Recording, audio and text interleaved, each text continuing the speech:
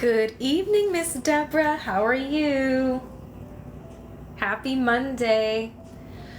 I hope you had a good Memorial Day. If you had a chance to do something relaxing today. I know a lot of people are going to be on the road right now, coming back home from vacation, I'm sure, but I don't know if you guys can hear, like, we're getting some really hard rain outside right now, so I don't know if you can hear that or not, or if you can just hear my music. You may not even be able to hear that either, but it is coming down so hard right now. So Ishmael, hello. Yes, here for the animals only. I like that handle. Yeah, it's not been raining here all day. It's looked like it's been trying to rain here all day, and now it has officially decided to rain. So I'm glad I got all my outside stuff done earlier today. So I hope you guys have awake for now. Well, Miss Deborah, maybe you'll stay awake for the reading this time. But again, if not, you know where to find me on YouTube. You know. Can you guys, speaking of volume and hearing me and awake and stuff, can you guys let me know somehow that you can hear me, if my volume is okay, if my sounds good and all that? I think I've got it up high enough. Yeah, I think I do, but you let me know. So for anybody who is new here, welcome. You have stumbled upon a book reading for this evening on this Memorial Day evening. We are reading from this series here by this author, and I'm not saying things out loud because I don't know. For a few sessions ago, there were like weird restrictions put on my lives and stuff, so I'm verbally keeping things vague, and I'm trying to like keep my head in the way of like the whole title. I don't know if that actually does anything, but I haven't had any restriction issues since I've been doing this, so that's why I'm not saying any of this out loud. So, but anyway, we are actually on book 3. This is oh, that's new. Oh, cool. That one's cool. Thank you so very much. You find all the coolest like headgear for me to wear, Ishmael. I love it. But if you have this book, it's obviously a quartet, so a 4-part series. We're in book 3 right now. This is our 3rd reading session of the 3rd book. So if you have missed any of the previous readings, you can actually find them on my YouTube channel, and not just this book, but all of the other books that I've read so far over the course of like the last year. So I think we're 7-8 books in. The last series though was like five books long, so it was a long read. So if you want to play catch up, good luck. Good luck. There's a lot to catch up on. But we typically get started at a little bit after 8, about 5, just to give people a chance to get logged in and get settled and grab their favorite drink and get in their comfy clothes or get ready to make dinner, or, wherever you happen to be, whatever time of the day you happen to be seeing this live on. So, and then we'll go for about an hour, depending on, how's the my cats? My cats are good. I'm assuming you mean the hijab and the prayer robe and the prayer mat, finding out that my cats are Muslim. I think that's what you're referring to, but they're good. But yeah, we'll read till about 9. Sometimes a little bit longer, sometimes a little bit shorter. It just depends on how the chapters kind of pan out. So, but yeah. Let me see here. All right. Good. Okay.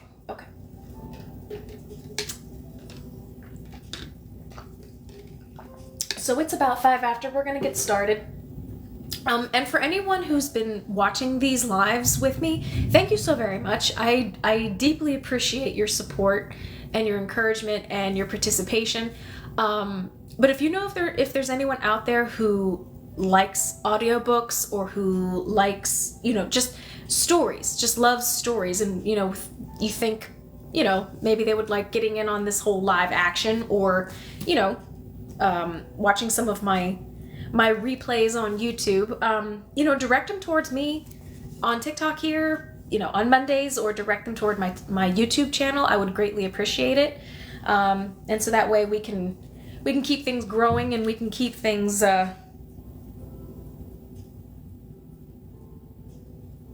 I just heard a big bit of thunder outside, so hopefully that doesn't interrupt with what I'm doing this evening. So if you guys hear a big boom, don't panic, it's just thunder. So without further ado, let's go ahead and get started. For anyone who actually is reading along, we are in book 3, like I said, Messenger, and we are starting on chapter 9 today. So, all right. There was much talk in village about the coming meeting. Maddie heard it everywhere, people arguing about the petition. By now, some of the latest group of new ones were out and about, their sores clearing up, their clothes clean and hair combed, frightened faces eased, and their haunted, desperate attitudes changing to something more serene. Their children played now with other children of village, racing down the lanes and paths in games of tag and hide and seek. Watching them, Maddie remembered his own child self, his bravado and the terrible anguish it had concealed. He had not believed anyone would want him, ever, until he came to village, and even then he had not trusted in its kindness for a long time. With Frolic scampering at his heels, Maddie made his way toward the marketplace to buy some bread. "Good morning," he called cheerfully to a woman he encountered on the path. She was one of the new ones, and he remembered her from the recent welcome. Her eyes had been wide in her gaunt face that day. She was scarred, as if by untended wounds, and one arm was held crookedly, so that it was awkward for her to do things. But today she looked relaxed, and was making her unhurried way along the path. She smiled at Maddie's greeting. "Stop it, Frolic! Down!" Maddie scolded his puppy, who had jumped to grab and tug at the frayed edge of the woman's skirt. Grudgingly, Frolic obeyed him. The woman leaned down to pat Frolic's head. "It's all right," she said softly. "I had a dog once. I had to leave him behind." She had a slight accent. Like so many of the people in village, she had brought her way of speaking from her old place. "Are you settling in?" "Yes," she told him. "People are kind. They're patient with me. I've been injured and I have to relearn some things. It will take time." "Patience is important here because we have so many in village who have difficulties," Maddie explained. "My father—" He paused and corrected himself. "I mean, the man I live with. He is called Seer. You've probably met him. He's blind. He strides around everywhere on the paths without a problem. But when he first arrived, he had just lost his eyes." "I have a concern," the woman said suddenly, and he knew it was not a concern about the condition of the paths or directions to the buildings. He could see that she was worried. "You can take any concern to Leader." She shook her head. "Maybe you can answer. It's about the closing of village. I heard talk of a petition." "But you're already here," Maddie reassured her. "You needn't worry. You're part of us now. They won't send you away, even if they close village." "I brought my boy with me, Vladik. He's about your age. Maybe you've noticed him?" Maddie shook his head. He hadn't noticed the boy. There had been a large crowd of new ones. He wondered why the woman would be worried for her son. Perhaps he was having trouble adjusting to village. Some new ones did. Maddie himself had. "When I came," he told her, "I was scared. Lonely, too, I think. And I behaved badly. I lied and stole. But look, now I am fine. I'm hoping to get my true name soon." No, my boy's a good boy," she said. "He doesn't lie or steal, and he's strong and eager. They have him working in the fields already, and soon he'll go to school." "Well then, no need to worry about him." She shook her head. No, I don't worry about him. It's my others. I brought Vladik, but I had to leave my other children behind. We came first, my boy and I, to find the way. It was such a long, hard trip. The others are to come later, the little ones. My sister will bring them after I have made a place here." Her voice faltered, but now I hear people saying that the border will close. I don't know what to do. I think maybe I should go back. Leave Vladik here to make a life and go back to my little ones. Maddie hesitated. He didn't know what to say to her. Could she go back? She had been here only briefly, so it was not yet too late. Surely Forrest would not entangle the poor woman yet. But if she did, what would she go back to? He didn't know how the woman had been injured, but he knew that in some places, it had been true too, in Maddie's old place, people were punished in terrible ways. He glanced at her scars, at her unset broken arm, and wondered if she had been stoned. Of course, she wanted to bring her children to the safety of village. "They'll be voting tomorrow," Maddie explained. "You and I can't vote because we don't yet have our true names, but we can go and listen to the debate. We can speak if we want, and we can watch the vote." He told her how to find the platform before which the people would gather. Using her good hand, the woman grasped Maddie's hands with a warm gesture of thanks as she turned away. At the market stall, he bought a loaf of bread from Jean, who tucked a chrysanthemum blossom into the wrapping. She smiled at Frolic and leaned down to let him lick some crumbs from her fingers. "Are you going to the meeting tomorrow?" he asked her. "I suppose so. It's all my father talks about." Jean sighed and began to rearrange her wares on the table. "Once it was books and poetry," she said with sudden and passionate anguish. "I remember when I was small. After my mother died, he would tell me stories and recite poems at dinner. Then, later, he told me about the people who had written them. By the time we studied it in school, you remember Maddie, studying literature? It was all so familiar to me because of the way he had taught me when I didn't even know he was teaching." Maddie remembered. He used different voices. Remember Lady Macbeth? "Out, damned spot! Out, I say!" He tried to repeat the lines with the sinister yet regal voice Mentor had used. Jean laughed. "And Macduff. I cried when my father recited Macduff's speech about the deaths of his wife and children." Maddie remembered that speech well. Standing by the bakery stall with Frolic scampering about at their feet, Maddie and Jean recited the lines together. "All my pretty ones? Did you say all? Oh, hell-kite, all? What, all my pretty chickens and their dam? All one fell swoop? I cannot but remember such things were, that were most precious to me." Then Jean turned away. She continued restacking the loaves on her table, but clearly her thoughts were someplace else. Finally, she looked up at Maddie and said in a puzzled voice, "It was so important to him, and he made it important to me. Poetry and language, and how we use it to remind ourselves of how our lives should be lived." Then her tone changed and became embittered. "Now he talks of nothing but Stocktender's widow, and of closing village to new ones. What has happened to my father?" Maddie shook his head. He did not know the answer. The recitation of Macduff's famous speech had reminded him of the woman he had spoken to on the path, the woman who feared for her lost children's future. All my pretty ones. Suddenly he felt that they were all of them doomed. He had forgotten completely about his own power. He had forgotten the frog.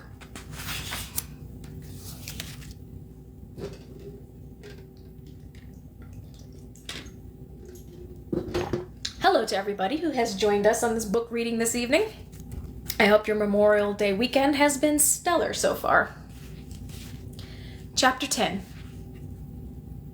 The meeting to discuss and vote on the petition began in the orderly, careful way such meetings had always been handled. Leaders stood on the platform, read the petition in his strong, clear voice, and opened the meeting to debate.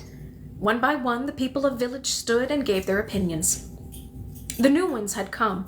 Maddie could see the woman he had met on the path, standing beside a tall, light-haired boy who must be Vladik. The two were with a group of new ones who had a place apart, since they could not vote. Small children, bored, played along the edge of the pine grove. Maddie had once been like them, when he was new here and hadn't liked meetings or debates. But now he stood with Seer and the other adults. He paid attention. He had not even brought Frolic, who usually accompanied Maddie everywhere. Today the puppy was left at home, whimpering behind the closed door as they walked away. It was frighteningly obvious now, with the population gathered, that something terrible was happening. At Trade Mart it had been evening, dark, and Maddie had been so interested in the proceedings that he had not noticed many individuals, only those who went to the platform, like Mentor, and the woman who had been so oddly cruel to her husband as they started home. Now, though, it was bright daylight. Maddie was able to watch everyone, and to his horror, he could see the changes. Near him stood his friend Raymond, with his parents and younger sister. It was Raymond's mother who had asked for trade for a fur jacket and had been denied. But they had had a gaming machine for quite a while, and so a trade had been made in the past. Maddie looked carefully at his friend's family. He had not seen Raymond since the day recently when he had suggested a fishing expedition and been told that Raymond was not well. Raymond glanced at Maddie and smiled, but Maddie held his breath for a moment, dismayed to see that indeed his friend was ill.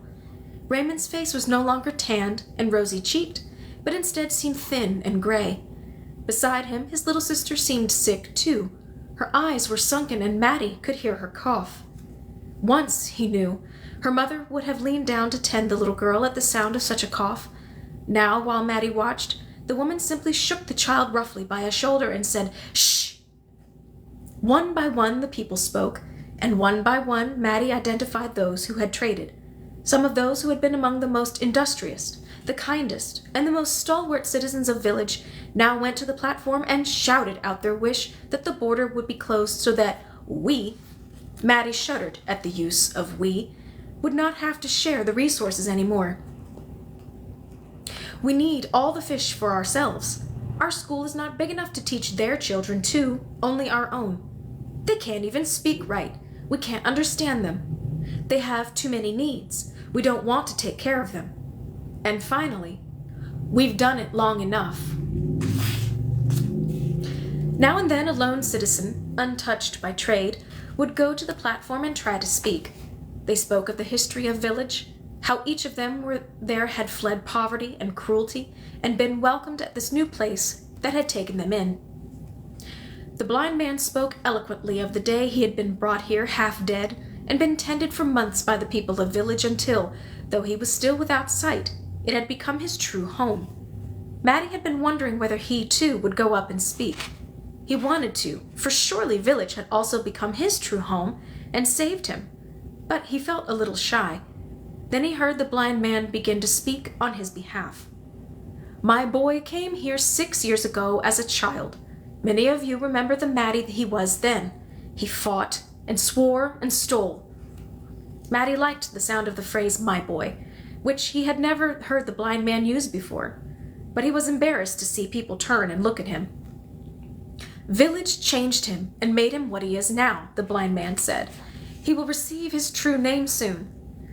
For a moment Maddie hoped that Leader, who was still standing on the platform, would hold up his hand to call for silence, would call Maddie, place his hand on Maddie's forehead, then announce the true name. It happened that way sometimes. Messenger. Maddie held his breath, hoping for that. But instead he heard another voice, not Leader's. "I remember what he was like. If we close the border, we won't have to do that anymore. We won't have to deal with thieves and braggarts and people who have lice in their hair, the way Maddie did then, when he came." Maddie turned to look. It was a woman. He was stunned, as if someone had slapped him. It was his own neighbor, the very woman who had made clothes for him when he came. He remembered standing there in his rags while she measured him, and then put on her thimble to stitch the clothing for him. She had a soft voice then, and talked gently to him while she sewed. Now she had a sewing machine, a very fancy one, and bolts of fabric with which she created fine clothing. Now the blind man stitched the simple things that he and Maddie needed. So she, too, had traded, and was turning not only on him, but on all new ones. Her voice incited others, and now large numbers of people were calling out, "Close village! Close the border!" Maddie had never seen Leader look so sad. When it was over and the vote to close village had been finalized, Maddie trudged home beside the blind man. At first they were silent. There was nothing to be said. Their world had changed now. After a bit, Maddie tried to talk, to be cheerful, to make the best of things. I suppose he'll send me out now to all the other villages and communities with the message. I'll be doing a lot of traveling. I'm glad it isn't winter yet. It's hard in snow. He came in snow, the blind man said. He knows what it's like.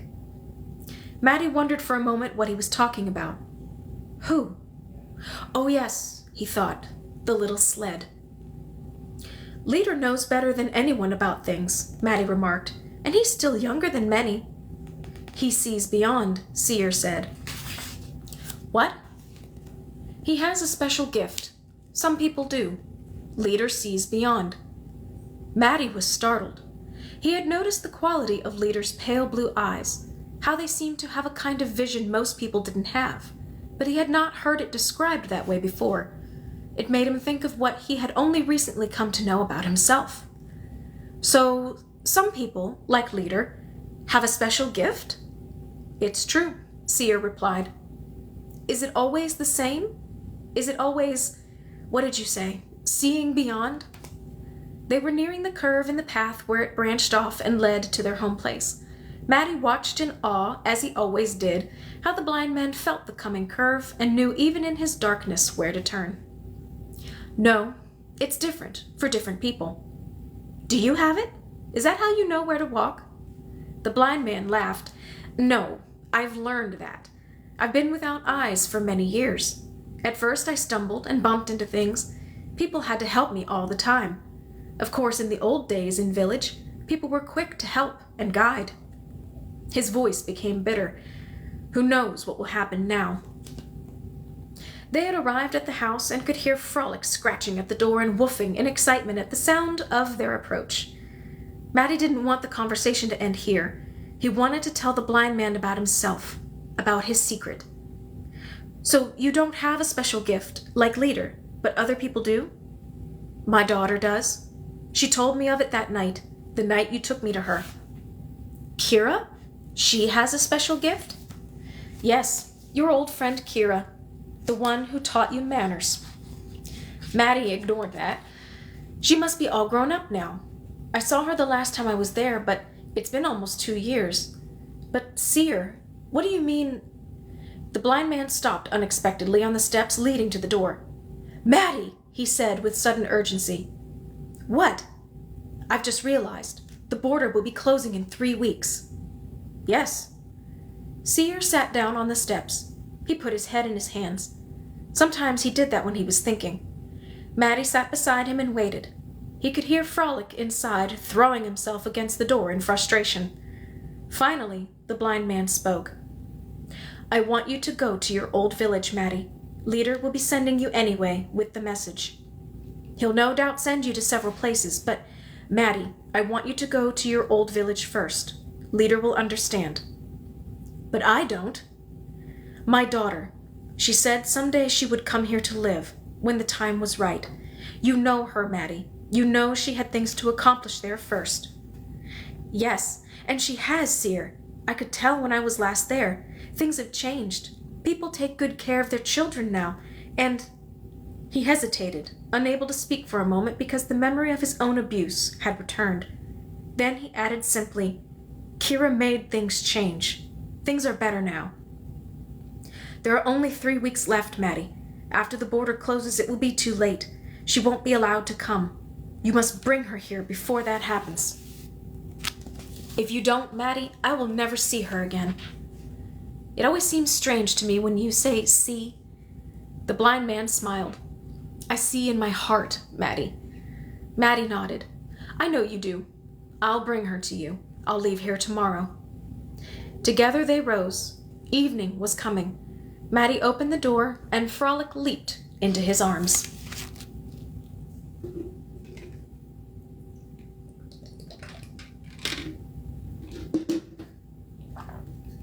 Hello, all. In case I missed anybody from the last time I looked up. Excuse me. Chapter 11. Tuck it inside your shirt, Maddie, so it won't get rumpled. You have a long journey ahead. Maddie took the packet of folded messages in the thick envelope and placed it where Leader indicated, inside his shirt next to his chest. He didn't say so to Leader, but he thought that later, when he gathered his traveling things, he would probably find a different place for the envelope. He would put it with his food, supplies, and blanket. It was true that here, inside his shirt, was the safest and cleanest place, but he had planned to carry Frolic there, against his chest.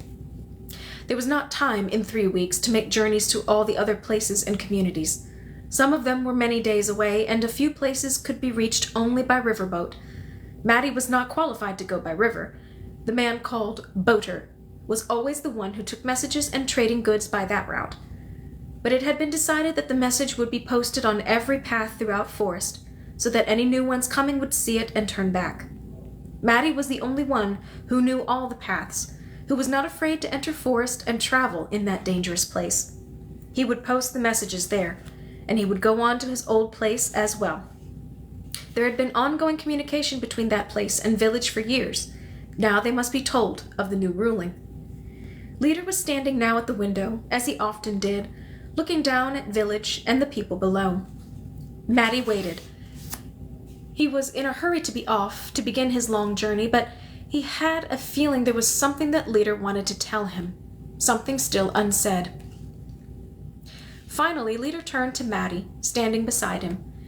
He's told you that I see beyond, hasn't he? Yes, he says you have a special gift. His daughter does too. His daughter. That would be the girl called Kira, the one who helped you leave your old place. He never talks about her. It makes him too sad, but he thinks about her all the time. And you say she has a gift too? Yes, but hers is different. Each gift is different, Seer said.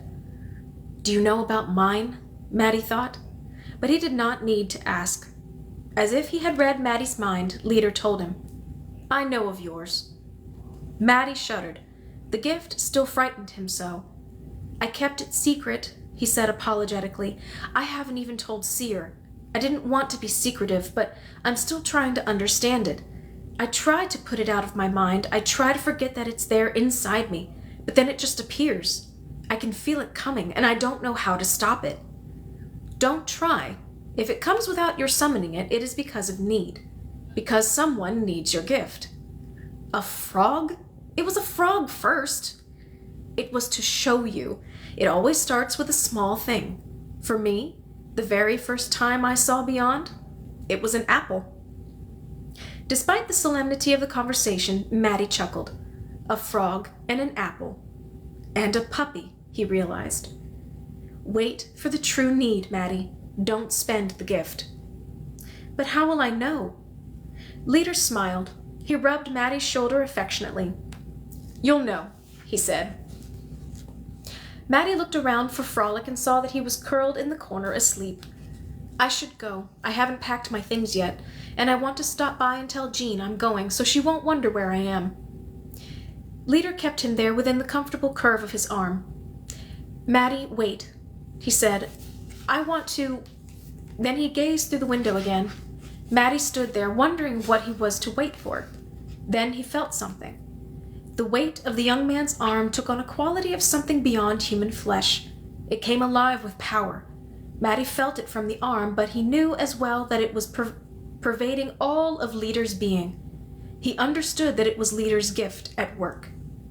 Finally, after what seemed an unendurable few moments, Leader lifted his arm away from Maddie. He exhaled. His body sagged slightly. Maddie helped him to a chair, and he sat there exhausted, breathing hard. Forest is thickening, Leader said when he could speak. Maddie didn't know what he meant. It sounded ominous, but when he looked through the window to the row of underbrush and pines that was the border of forest, it looked no different to him. I don't understand it exactly, Leader said, but I can see a thickening to forest, like a... He hesitated. I was going to say like a clotting of blood, things turning sluggish and sick. Maddie looked through the window again. The trees are just the same, Leader. There's a storm coming, though. You can hear the wind. And look, the sky is turning dark. Maybe that's what you saw. Leader shook his head skeptically. No. It was Forrest I saw, I'm sure. It's hard to describe, Maddie, but I was trying to look through Forrest in order to get a feeling for Seer's daughter, and it was very, very hard to push through. It was, well, thick. I think you had better not go, Maddie. I'm sorry. I know you love making your journeys and that you take pride in being the only one who can, but I think there may be danger in Forrest this time. Maddie's heart sank. He had hoped to be given his true name, Messenger, because of this trip. At the same time, something told him that Leader might be right. Then he remembered. Leader, I have to. No. We can post the messages at the entrance to village. It will mean new ones will have to turn back after terribly long journeys, and that's tragic. But no, it's not the messages. It's Seer's daughter. I promised him I would go and bring Kira home. It was her last chance to come. His last chance to be with her. And will she want to come? I'm sure she will. She always intended to someday. And she has no family there. She's old enough to marry, but no one would want her. Her leg is crooked, and she walks with a stick. Leader took several deep breaths. Maddie, he said, I'm going to try again to see beyond Forrest. I'm going to try to see Seer's daughter and her needs. You may stay with me now because whether you make this journey will depend on what I learn. But be aware that it is very hard for me to do this twice in a row. Don't be distressed at what you watch. He stood again and went to the window. Maddie, knowing he could be of no help, went to the corner where Frolic was asleep and sat down beside his puppy. From there he watched Leader's body tense, as if he were in pain. He heard Leader gasp, then moan slightly. The young man's blue eyes remained open but no longer seemed to be looking at the ordinary things in the room or through the window. He had gone, eyes and whole being, far into a place that Maddie could not perceive and where no one could follow him. He seemed to shimmer. Finally, he slumped into the chair, shaking, and tried to catch his breath. Maddie went to him, stood beside him, and waited while Leader rested. He remembered how he felt after he had healed the puppy and its mother. He remembered the desperate need to sleep. I reached where she is, Leader said when he could speak again. Did she know you were there? Could she feel you there? Leader shook his head. No. To make her aware of me would have taken more energy than I had. It's so very far, and Forrest is thick now to go through. Maddie had a sudden thought. Leader, do you think two gifts could meet? Leader, still breathing hard, stared at him. What do you mean? I'm not sure, but what if you could go halfway, and she could too, so you could meet in the middle with your gifts? It wouldn't be so hard if you only went halfway, if you met. Leader's eyes were closed now. I don't know, Maddie, he said. Maddie waited, but Leader said nothing more, and after a while, Maddie feared he was asleep. Frolic, he called, and the puppy woke, stirred, and came to him. Leader, Maddie said, I'm leaning close to him. I'm going to go. I'm going to get the blind man's daughter. Be very careful, Leader murmured. His eyes were closed. It is dangerous now. I will. I always am. Don't waste your gift. Don't spend it. I won't, Maddie replied, though he was not certain what the words meant. Maddie? Yes? He was at the top of the stairs now, holding Frolic, who still couldn't manage the staircase on his own. She's quite lovely, isn't she? Maddie shrugged. He understood that Leader was referring to Kira, but the blind man's daughter was older than he. She had been like a big sister to him. No one in the old place had thought her lovely. They had been contemptuous of her weakness. She has a crooked leg, Maddie reminded Leader. She leans on a stick to walk. Yes, Leader said, she's very lovely. But his voice was hard to hear now, and in a second he was asleep. Maddie, holding Frolic, hurried down the stairs. It was late in the day by the time Maddie was ready to go. It had rained heavily, and though the rain had stopped, wind still blew and the leaves of the trees fluttered and revealed their pale undersides. The sky was dark from the storm and from the approach of evening. He placed the packet of messages inside his rolled blanket. By the sink, the blind man was putting food into Maddie's backpack. He could not carry enough for the entire journey. It was too long. But Maddie was accustomed to living on the food that Forrest provided. He would feed himself along the way when what Seer packed was gone.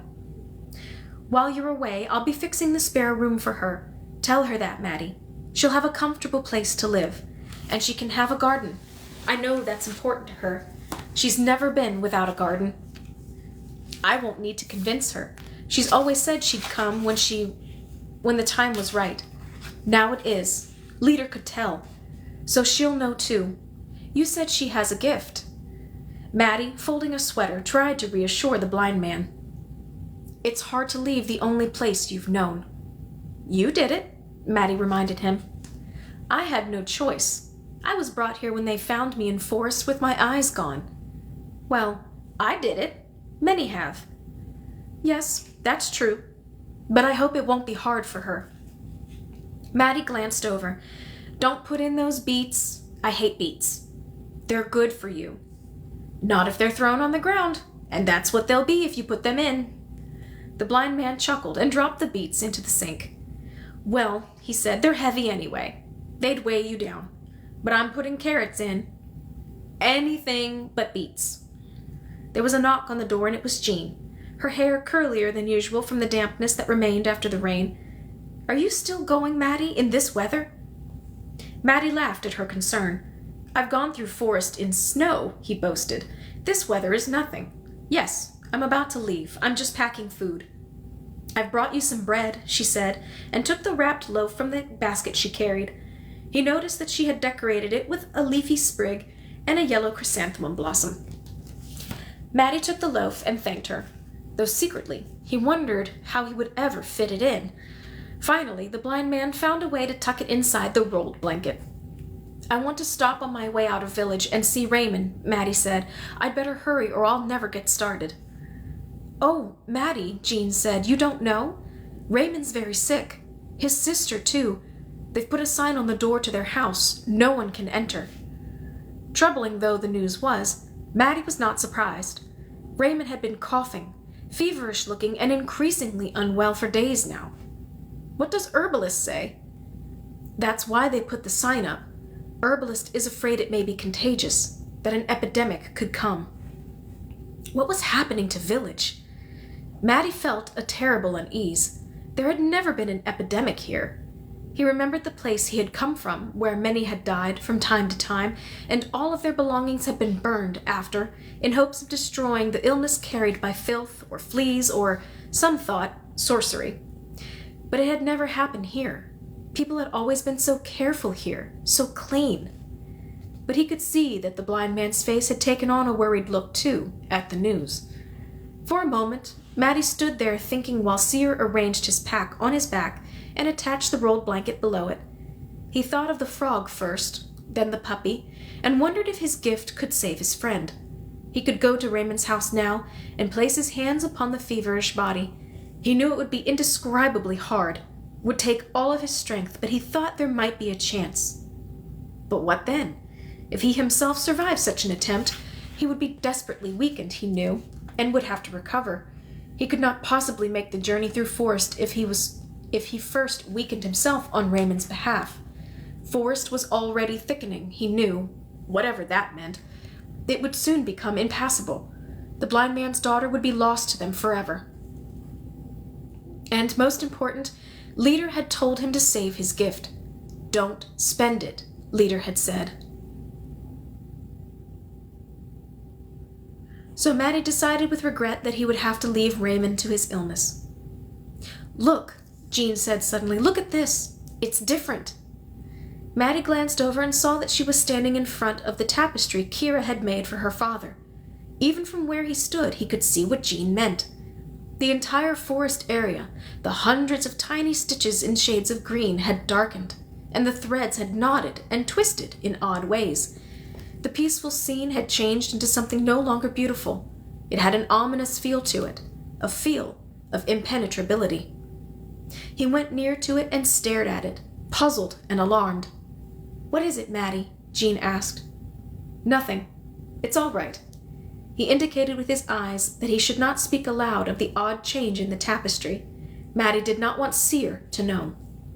It was time to go. He wriggled his shoulders to adjust the pack comfortably on his back and leaned forward to hug the blind man, who murmured to him, "Be safe." To his surprise, Jean kissed him. So often in the past, teasing, she had said she would one day. Now she did. It was a quick and fragrant touch to his lips that gave him courage and, even before he started out, made him yearn to come back home.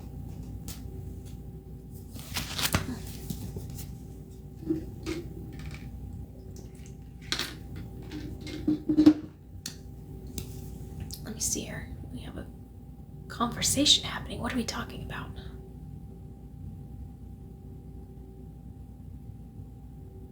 Messenger or healer? Oh, that's a good question, Ismail.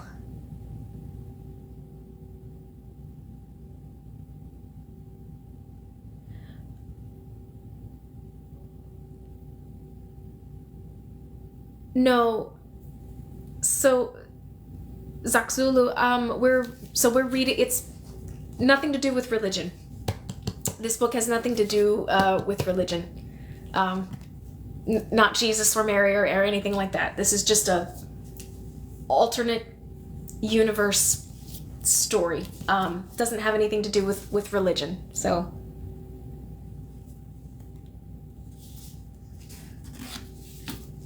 all right. Chapter 12. Frolic was afraid of the dark. Maddie had never noticed it before because they always had been indoors, with the oil lamp glowing at night. He laughed a little to hear the puppy whimper in fear when night fell and forest turned black. He picked him up and murmured words of reassurance, but could feel the dog's body tremble, still, in his arms. Well, thought Maddie, it was time to sleep anyway. He was quite near the clearing where the frog had been, and perhaps still was. Carefully, he had made his way across the soft moss, holding Frolic against his chest and feeling the way with his feet. Then he knelt in the gnarled root bed of a tall tree and removed his pack. He unrolled the blanket, fed Frolic a few pieces torn from the loaf of bread, nibbled at it himself, and then curled up with his puppy and drifted off. Chirrup, chirrup. Frolic raised his head. His nose twitched, and he flicked his ears curiously at the sound, but then he buried his head again under the curve of Maddie's arm. Soon he too slept. The days of the journey passed, and after the fourth night the food was gone, but Maddie was strong and unafraid, and to his surprise, little Frolic did not need to be carried. The puppy followed him and sat watching patiently as he posted the messages along divergent paths. Doing so lengthened the journey considerably. If he had gone straight through, he would be approaching Kira's village, his own home in the past, quite soon, but he reminded himself that being a messenger was his most important task. So he took the side paths, walked great distances, and left the message of village's closure at each place where new ones coming could be advised to turn back. The scarred woman and her group had come from the east, he knew. There was a look that identified the Easterners. He could see, on the path to the east, remaining bits of evidence that they had come through not long before. Crushed underbrush where they had huddled to sleep, chunks of charcoal where a fire had been, a pink ribbon that had fallen, Maddie thought perhaps from a child's hair. He picked it up and put it in his backpack. He wondered if the woman had left her son behind and returned alone to her other children by now. There was no sign of her. The weather remained clear, and he was grateful for that, because although he had bragged about past journeys through snow, in truth it was very hard to fight the elements and almost impossible to find food in bad weather. Now there were early fall berries and many nuts. He laughed at the chatting squirrels, who were storing their own provisions, and with little guilt robbed a nest he found that was half filled with winter fare. He knew places to fish, and the very best way to catch them. Frolic turned up his nose at fish, even after Maddie had grilled one on his small fire.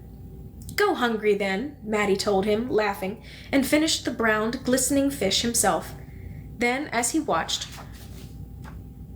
Frolic cocked his ears, listening, and dashed off. Maddie heard a squawk, then a flurry of wings and rustling leaves and growls. After a bit, Frolic returned, looking satisfied, and with a bit of feather stuck to his whiskers. "So, I had fish, you had bird." It amused Matty to talk to Frolic as if he were human. Since his other puppy had died, he had always traveled the paths alone. Now it was a great treat to have company, and sometimes he felt that Frolic understood every word he said. Although it was a subtle change, he understood what Leader had meant when he said that forest was thickening. Matty knew forest so well that he could anticipate changes that came with the seasons. Ordinarily, at summer's end as now, some leaves would be falling, and by the time snow came later, many trees would be bare. In the heart of winter, he needed to find water at the places where streams rushed quickly and didn't freeze. Many of the quiet pools he knew well would be coated with ice. In spring, there would be irritating insects to brush from his face, but there would be fresh, sweet berries then too. Always, though, it was familiar. But on this journey, something was different. For the first time, Matty felt hostility from Forest. The fish were slow to come to his hook. A chipmunk, usually an amiable companion, chittered angrily and bit his finger when he held his hand toward it. Many red berries, of a kind he had always eaten, had black spots on them and tasted bitter. And for the first time he noticed poison ivy growing across the path again and again, where it had never grown before. It was darker, too. The trees seemed to have moved at their tops, leaning toward each other to create a roof across the path. They would protect him from rain, he realized, and perhaps that was a good thing. But they didn't seem benevolent. They created darkness in the middle of day, and shadows that distorted the path and made him stumble from time to time on roots and rocks. And it smelled bad. There was a stench to Forest now, as if it concealed dead, decaying things in the new, thick darkness. Camping in a clearing that he knew well from previous journeys, Matty sat on a log that he had often used as a seat while he cooked his meal. Suddenly, it crumbled under him, and he had to pick himself up and brush rotting bark and slimy, foul-smelling material from his clothing. The piece of log that had been there so long, sturdy and useful, had simply fallen into chunks of dead vegetative matter. Never again would it provide Matty a place to rest. He kicked it away and watched countless dislodged beetles scurry to new hiding places. He began to have trouble sleeping. Nightmares tormented him. His head ached suddenly and his throat was sore. But he was not far now from his destination, so he trudged on.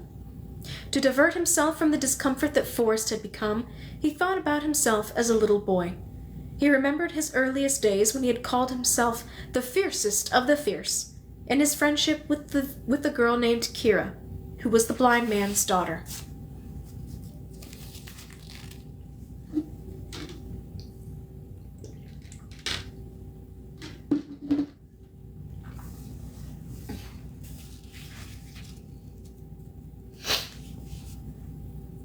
Chapter 13. Such a swaggering, brash little boy he had been, with no father and only an impoverished, embittered mother to try to make a life for children she had not wanted and did not love. Matty had turned to a life of small crimes and spirited mischief. Most of his time had been spent with a ragtag band of dirty-faced boys who carried out whatever schemes they could to survive. The harshness of his home place led him to thievery and deceit. Had he been grown, he would have been imprisoned, or worse. But there had always been a gentle side to Matty, even when he had disguised it. He had loved his dog, a mongrel he had found injured and nursed back to health. He had come, eventually, to love the crippled girl called Kira, who had never known her father and whose mother had died suddenly and left her alone.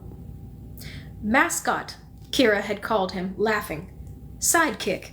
She had made him wash, taught him manners, and told him stories. "I be the fiercest of the fierce," he had bragged to her once. "You are the dirtiest of the dirty faces," she had said, laughing in reply, and given him the first bath he ever had.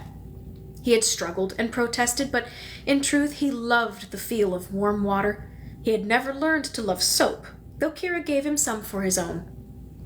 But he felt the years of grime slip from him, and he knew that he could turn into someone cleaner, better.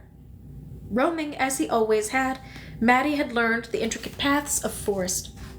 One day he had found his way to village for the first time and had met the blind man there. "She lives?" the blind man had asked him, unbelieving. "My daughter is alive?"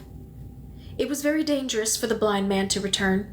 Those who had tried to kill him, who had left him for dead years before, thought they had succeeded. They would have slain him instantly had he found his way back, but Matty, a master of stealth, had brought him secretly, at night, to meet his daughter for the first time. He watched from a corner of the room as Kira recognized the broken stone that Seer wore as an amulet and matched it to her own, fitting it to the fragment given to her by her dying mother. Matty saw the blind man touch his daughter's face to learn her, and he watched in silence as they mourned Kira's mother together, their hearts connected by the loss. Then, when darkness came the next night, he had led the blind man back again, but Kira would not come. Not then. Someday, she had told Matty and her father when they begged her to return with them to village. "I'll come someday. There's time still, and I have things to do here first." "I suppose there's a young man," the blind man had said to Matty as they traveled back without her. "She's the age for it." "Nah," Matty said scornfully, "not Kira. She has better stuff on her mind. Anyways," he had added, referring to her twisted leg, "she has that horrid gimp. No one can marry if they got a gimp. She's lucky they didn't feed her to the beasts. They wanted to. They only kept her 'cause she could do things they needed." "What things?" "She grows flowers, and her mother did too." "Yes, her mum taught her, and to make the colors from them." "Dyes?" "Yes, she dyes the threads and then she makes pictures from them. No one else can do it. She has like a magic touch, they say, and they want her for that. She would be honored in village, not only for her talent but for her twisted leg. Turn here." Matty took the blind man's arm and guided him to the right side of a turning in the path. "Watch the roots there." He noticed that a root lifted itself and stabbed slightly at the man's sandaled foot. It had made him very nervous, guiding on this return trip, because he could feel, being familiar with it, that Forrest was giving small warnings to the blind man. He would not be allowed to come through again. "She'll come when she's ready," he reassured Kira's father. "Until then, I'll go back and forth between." But it had been 2 years since he had last seen Kira. Matty emerged from Forrest with a stumble, blinking at the sudden sunshine, for he had been in the dim thickness of trees for many days now, and had felt that he had almost forgotten light. He fell on the path and sat there panting, slightly dizzy, with Frolic pawing worriedly at his leg. In the past he had always, what would the word be? Strolled from Forrest, sometimes whistling, but this was different. He felt that he had been expelled, chewed up and spat out. When he looked back toward the trees, in the direction he had come, it seemed inhospitable, unwelcoming, locked down. He knew he would have to re-enter Forrest and return by those same dark paths that now seemed so ominous. He would have to lead Kira through, to the safety of her future with her father, and he knew suddenly that it would be his last journey in that place. There was not much time left, and he would not be able to linger here, to look up his boyhood pals, to reminisce with them about their pranks, or to brag a little about his status now. He usually did that when he came. He would not even have time to say goodbye to the stranger his brother had become. Village would close in 3 weeks from the time of the proclamation. Matty had calculated very carefully. He had counted the days of his journey, adding in the extra days it took for his side trips to tack the messages in place. Now he had just enough time to rest, which he badly needed to do, collect food for the return journey, and persuade Kira to come with him. If they moved steadily and without interruption through Forrest, though he knew it would be slower with the girl, who had to lean on her stick, they would arrive in time. Matty blinked, took a deep breath, got to his feet, and hurried onto the small cottage around the next turning, the place where Kira lived. The gardens were larger than he remembered. Since his last visit almost 2 years before, she had expanded them, he saw. Thick clumps of yellow and deep pink flowers fringed the edge of the small dwelling, with its hand-hewn beams and thatched roof. Matty had never paid attention to the names of flowers. Boys generally disdained such things, but now he wished he knew them, so that he could tell Jean. Frolic went to the base of a wooden post that was entwined with a purple-blossomed vine, and lifted his leg to proclaim his presence and authority here. The door to the cottage opened, and Kira appeared there. She was wearing a blue dress with her long dark hair tied back with a matching ribbon. "Maddie!" she cried in delight. He grinned at her. "And you've got yourself a new pup. I hoped you would. You were so sad, I remember, after Branchy died. His name is Frolic, and I'm afraid he's watering your clematis." "It's all right," she said, laughing. She reached for Maddie and embraced him. Ordinarily uncomfortable with hugs, he would have stiffened his shoulders and drawn back, but now, from exhaustion and affection, he held Kira and to his own amazement felt his eyes fill with tears. He blinked them back. "All right, stand back now and let me see you," she said. "Are you taller yet than I am?" He stood back, grinning, and saw that they were eye to eye. "Soon you will be, and your voice is almost a man's." "I can read Shakespeare," he told her, swaggering. "Ha! So can I," she said, and he knew for certain how changed this village was, for in their earlier days, girls had not been allowed to learn. "Oh, Maddie, I remember when you were such a tiny thing, and so wild." "The fiercest of the fierce," he reminded her, and she smiled fondly at him. "You must be very tired, and hungry. You've just made such a long journey. Come inside. I have soup on the fire, and I want news of my father." He followed her into the familiar cottage and waited while she reached for her walking stick that leaned against a wall and arranged it under her right arm. Dragging the useless leg, she took a thick earthen bowl from a shelf and went to the fire where a large pot simmered and smelled of herbs and vegetables. Maddie looked around. No wonder she had not wanted to leave this place. From the sturdy ceiling beams dangled the countless dried herbs and plants from which she had made her dyes. Shelves on the wall were bright with rolls of yarn and thread. Oh, wait a minute.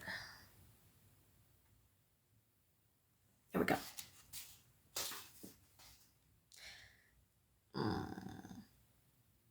Shelves on the wall were bright with rolls of yarn and thread arranged by color, white and palest yellow at one end, gradually deepening into blues and purples and then browns and grays at the other. On a threaded loom in the corner between two windows, a half-finished weaving pictured an intricate landscape of mountains, and he could see that she was now working on the sky and had woven in some feathery clouds of pink-tinged white. She set the bowl of steaming soup on the table in front of Maddie, and then went to the sink to pump water into a bowl for Frolic. "Now, tell me of Father," she asked. "Is he well?" "He's fine. He sends you his love." He watched as Kira leaned her stick against the sink and knelt with difficulty to place the bowl on the floor. Then she called to Frolic, who was industriously chewing a broom in the corner. When the puppy had come to her and turned his attention to the bowl of water, Kira rose again, sliced a thick piece from a loaf of bread, wedged her stick under her shoulder again, and brought the bread to the table. Maddie watched the way she walked, the way she had always walked. Her right foot twisted inward, pulling the entire leg with it. The leg had not grown as the other had. It was shorter, turned and useless. He thanked her and dipped one end of the slice into his soup. "He's a sweet puppy, Maddie." He half listened as she chattered cheerfully about the dog. His thoughts had turned to Frolic's birth and how close to death the pup and his mother had been. He glanced down at her twisted leg. How much more easily she would be able to walk. How much more steadily and quickly she would be able to travel if the leg were straight, if the foot could be planted firmly on the ground. He remembered the afternoon after the puppy and his mother had been saved. Today he was tired, very tired from the long journey through forest, but on that day he had felt near death. He tried to recall how long it had taken him to recover. He had slept, he knew. Yes, he remembered that he had slept for the afternoon, glad that the blind man had not been at home to ask why, but he had arisen before dinner, weary still but able to hide it, to eat and talk as if nothing had happened. So his recovery had only taken a few hours, really. Still, it had been a puppy. Well, A puppy and its mother. 2 dogs. He had fixed, cured, saved 2 dogs in late morning and recovered from it by the end of the day. Maddie? You're not listening. You're half asleep. Kira's laughter was warm and sympathetic. I'm sorry. He put the last bit of bread into his mouth and looked apologetically at her. You're both tired. Look at Frolic.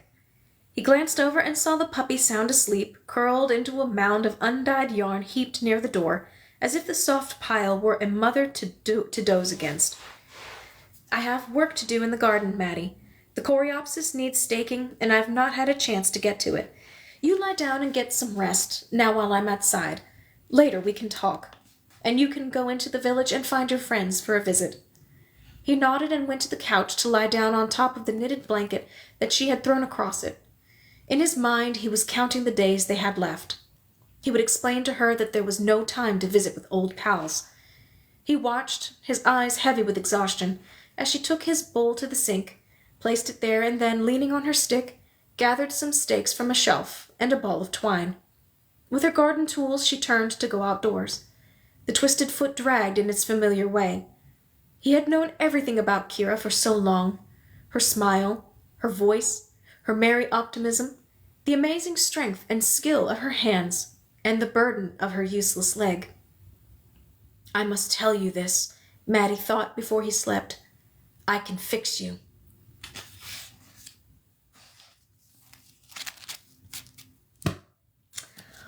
All right. That will bring us to a conclusion for today's read. Thank you guys so very much for joining me. Again, I hope this was maybe a nice relaxing way to end a nice relaxing weekend. But if not, hopefully it's a nice start to the rest of your work week. So until next week, same time, same place, 8 to 9 o'clock on Monday. Until then, stay hydrated and stay safe, and I'll see you guys next week. Bye.